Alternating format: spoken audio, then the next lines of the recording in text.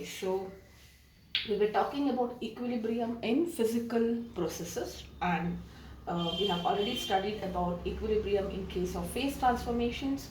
Now let us understand equilibrium in case of dissolution, that is when you are dissolving a solute in a solvent. Okay, so and the kind of dissolutions we will be studying here will be two.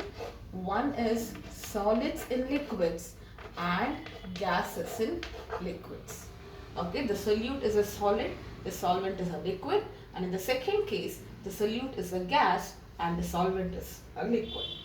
Alright, so first let us understand solute in liquids. Okay, you understand the meaning of a saturated solution. So what is saturated solution? You keep on dissolving solute, maybe salt or sugar, in a certain given volume of a solution in such a condition that you keep on dissolving till no more of the solute becomes soluble in that particular given volume of liquid. Okay, so in that case, whenever you have a saturated solution, let us say I am taking sugar solution. When it is saturated, I say that the sugar solution is now in equilibrium with the sugar in the solid state. I repeat, whenever you get a saturated solution, that is, you have a solution when no more of the solute is soluble. Okay, it has reached its maximum. If you add anything extra to it, it remains undissolved. Okay, so at this stage, we say that the sugar in this solid is actually in equilibrium with the sugar in the solution. What do you mean by that? It looks like it is nothing is happening. Alright, it looks like, I'm adding one extra. Now this is a saturated solution. Okay, now on when I have a saturated solution, if I add one spoon of sugar, it will not be dissolvable or it is not soluble. It looks like it is staying still, but in reality what is happening? The number of sugar particles which are converted into which enter the solution, basically the same number of sugar from the solution is converted back into sugar crystals. This is what is happening, and now we say that it is actually in a state of dynamic equilibrium. Why is the word dynamic? Dynamic here tells you that actually the molecules are getting dissolved, but an equal number of dissolved molecules from the solution, they get crystallized to sugar, and that is when we say an equilibrium is established. Okay, so how do I write it? The rate of dissolution of sugar, okay, dissolution of sugar from its crystal is equal to, this is at equilibrium, okay, rate of crystallization of sugar from solution. Okay, and if I want to confirm that it is dynamic, now there can be a question to confirm, how can you say that something is happening? I do not agree with it. Maybe nothing is happening. Maybe this is static. So how do I confirm that it is dynamic? To confirm it is dynamic, you can do a test by adding radioactive sugar. Radioactive sugar, it is slightly different from your normal sugar. So now what happens? I have a saturated solution. I can weigh the mass of it, correct? Now during equilibrium, what happens? I told you any extra amount that you add looks like it remains undissolved, but in reality it is getting dissolved, but equal amount is getting crystallized. But if I now, let us see if I try to weigh this. The mass of this sugar at equilibrium, okay, let us say this mass of sugar is going to be 2 grams, for example, and the mass of solution, let us say it is 10 grams, for example. Now no matter you add anything extra, it is going to, the mass is not going to change here, because whatever you have added, let us say some 10 grams you have added extra, correct? So the 10 grams whatever you have added extra would have probably entered into the solution, but the remaining 10 grams have, the whatever extra you have added, the same amount is now converted back into crystals.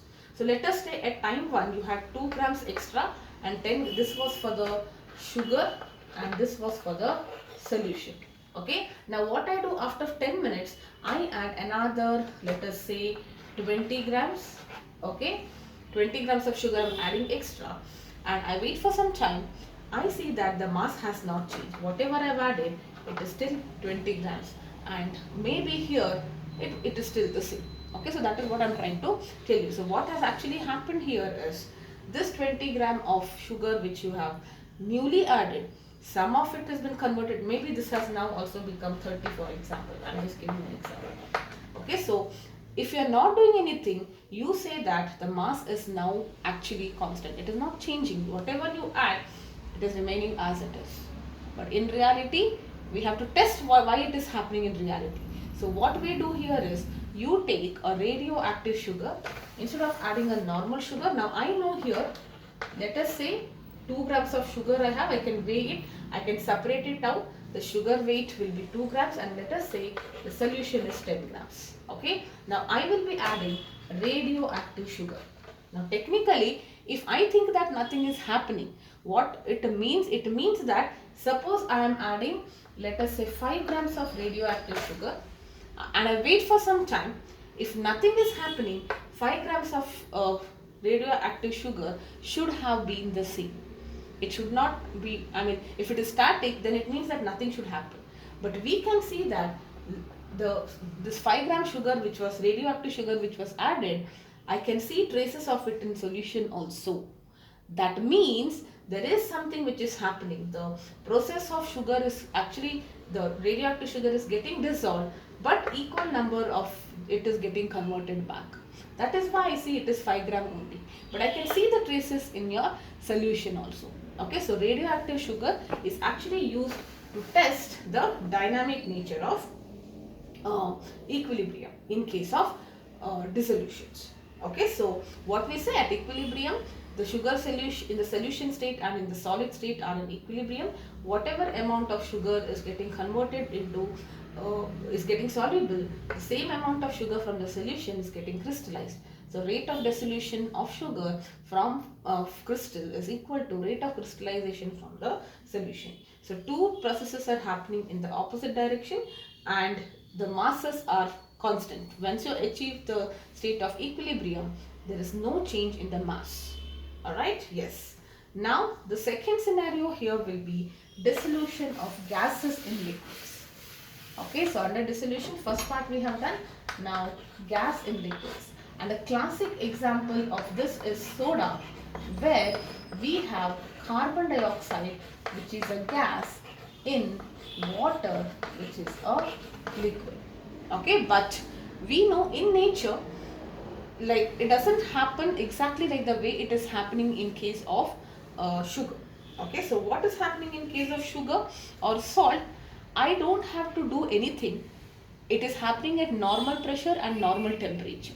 Of course, the solubility increases with temperature, but I can still, if I just put a salt, I don't have to heat it, or I don't have to pressurize it. I don't have to force the pressure or lower the volume, and it just happens on its own. But this process is something which cannot happen at the atmospheric pressure. Let us say the outside pressure is 1 atmosphere. Okay, and there is a lot of carbon dioxide in 1 atmosphere. I mean, around our surroundings, we are continuously exhaling carbon dioxide. If this process were to happen at the normal atmospheric pressure, then what would have happened? I never needed a machine to actually put carbon dioxide in water. So what is happening at normal pressure? If you keep water, carbon dioxide should have actually formed a soda, but it is not happening because the solubility here, carbon dioxide at 1 atmosphere, the carbon dioxide in the gaseous form is not soluble at this point. It is not soluble in water. So what you need to do, you increase the pressure. Okay, you increase the pressure. Now when you increase the pressure, you are forcing the carbon dioxide to be soluble in water. Okay, higher the pressure, more and more carbon dioxide will be soluble in water. That's the reason when you actually see those soda machines, they compress, they make sure that the carbon dioxide is pushed into, so that they enter the water molecules and they become soluble. So in this case, It is only possible, it is not possible at the normal atmospheric pressure. It is only possible at a higher pressure. Okay, now let us see what is the kind of equilibrium you see here. Okay, now if you have seen a soda glass, it looks something like this. Correct? So this is your soda. And now let us say you have put carbon dioxide. So you have a lot of carbon dioxide in this soda. But if you have seen, there is some empty space. So what is an equilibrium now? Carbon dioxide in the gas is equilibrium in carbon dioxide in the liquid or the solution. Let me say solution. Okay. So what is the meaning of this? You are forcing carbon dioxide, and then let us say at a given pressure, this is the maximum carbon dioxide that it could solve, just like your saturated solution. After that, what happens? There is a state of equilibrium. That means extra carbon dioxide, whatever you add, that carbon dioxide will be converted into carbon dioxide which is formed here in the spaces, and that's the reason they leave space little bit. All right, and this atmospheric carbon dioxide which is here, they enter the solution. So overall you see nothing is happening. Some amount of dissolved carbon dioxide which is in the liquid state now, it gets converted into vapor. The gases get into the solution. So there is a kind of equilibrium which is established. But what happens if you open up the bottle?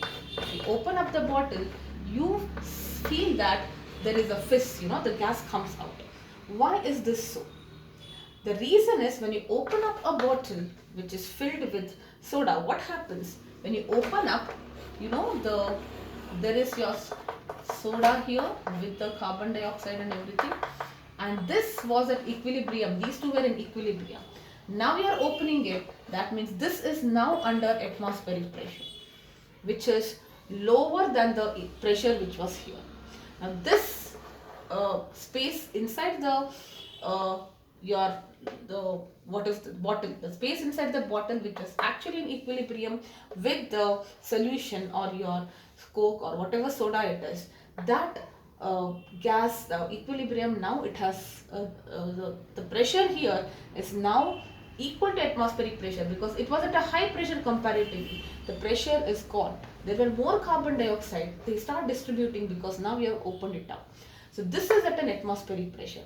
Since the pressure has lowered, what happens? Now the pressure has lowered here, so solubility also decreases.